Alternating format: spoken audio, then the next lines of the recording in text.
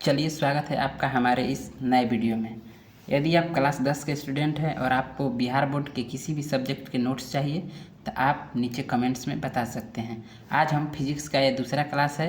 पहले क्लास में हम आपको पढ़ा चुके हैं कि भौतिकी क्या है, प्रकाश क्या है, इसमें अंधकार क्या है, प्रकाश का विवर्तन क्या होता है, किरण पुंज क्या होता है और किरण पुंज कितने प्रकार के होते हैं, ये सभी हो चुके हैं। अगर आपने वीडियो नहीं देखी है तो प्लेलिस्ट में जाके आप वीडियो को देख सकते हैं। आज हम देखेंगे किरण पुंज के प्रकार। कल आपका लास्ट टॉपिक था कि किरण पुंज के प्रकार। किरण पुंज के कितने प्रकार होते हैं? तो किरण पुंज के 3 प्रकार होते हैं: अभिसारी प्रकाश पुंज, अपसारी प्रकाश पुंज और समांतर प्रकाश पुंज। प्रकाश पुंज कहिए या किरण पुंज कहिए, सेम होते हैं। तो आज देखेंगे हम अभिसारी प्रकाश पुंज कि अभिसारी प्रकाश पुंज किसे कहते हैं।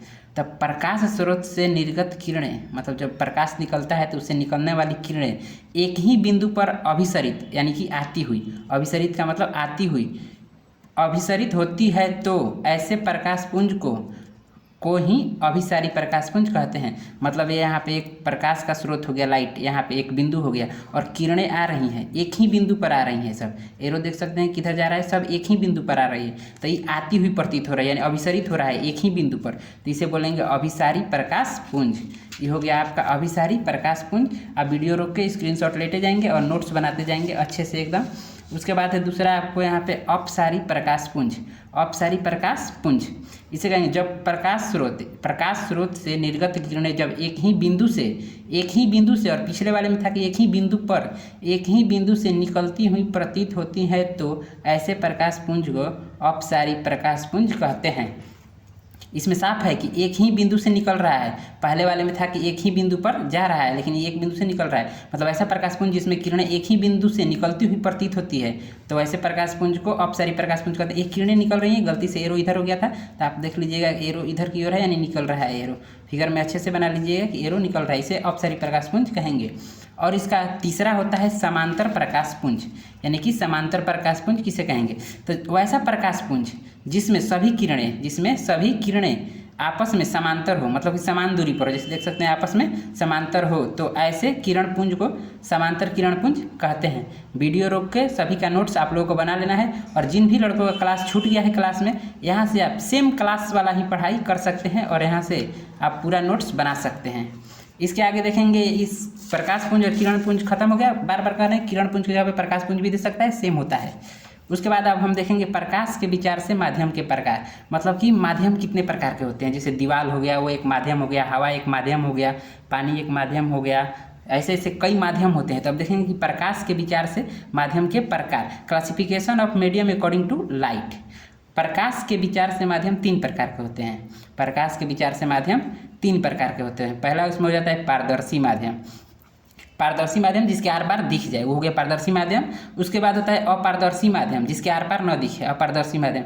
तीसरा होता है प्रभासी माध्यम जिसके आर पार धुंधला दिखे। एक होता है कि क्लियर दिखना और एक होता है धुंधला दिखना, मतलब हल्का हल्का दिखना, तो वो प्रभासी माध्यम आ जाएगा। चलिए इनका परिभाषा देख लेते हैं क्या क्या है।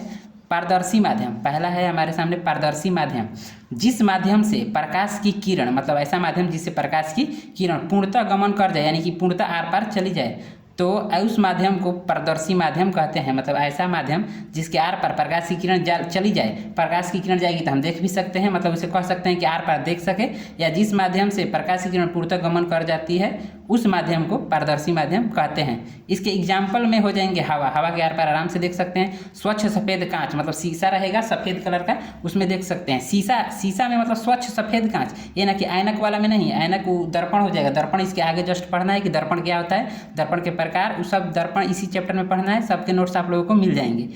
इसमें है, इसका एग्जाम्पल है हवा, सफ़ेद कांच, शुद्ध स्थिर जल, मतलब पानी जो स्थिर रहता है उसमें। अब पानी हिलते रहेगा तो उसमें देखिएगा तो धुंधला दिखाई देता है, तो वो नहीं, शुद्ध स्थिर जल। इसमें अब दूसरा है इसका अपारदर्शी माध्यम जिन माध्यमों से प्रकाश की किरण आर पार नहीं जा सकती, मतलब जिन माध्यमों से प्रकाश की किरण आर पार नहीं जा सकती उन माध्यमों को अपारदर्शी माध्यम कहते हैं। मतलब जिसके आर पार हमें न दिखता हो।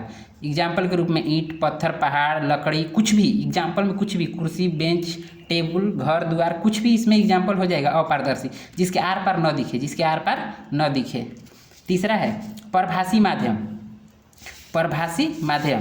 इसमें प्रभासी माध्यम में देखेंगे कि जिस पदार्थ या माध्यम कुछ भी जिस पदार्थ के आर पार धुंधला दिखाई पड़ता है, जिस पदार्थ के आर पार धुंधला दिखाई पड़ता है उस पदार्थ को परभासी माध्यम कहते हैं। यहाँ इसको दूसरा तरीका से भी बोल सकता है कि जिस माध्यम के आर पार धुंधला दिखाई देता है उस माध्यम को परभासी माध्यम कहते हैं। एग्जाम्पल में घिसा हुआ कांच, अगर कांच को रगड़ दीजिएगा उसके आर पार देखिएगा ना तो वो धुंधला दिखाई पड़ता है, आर पार उसके फ्रेश नहीं दिखाई देता है। या तेल लगा हुआ कागज़, यानी कागज़ पे तेल लगा के उसको रोशनी में लाइएगा ना तो उसमें आर पार कम रोशनी जाती है, पूरा पार नहीं हो पाता है।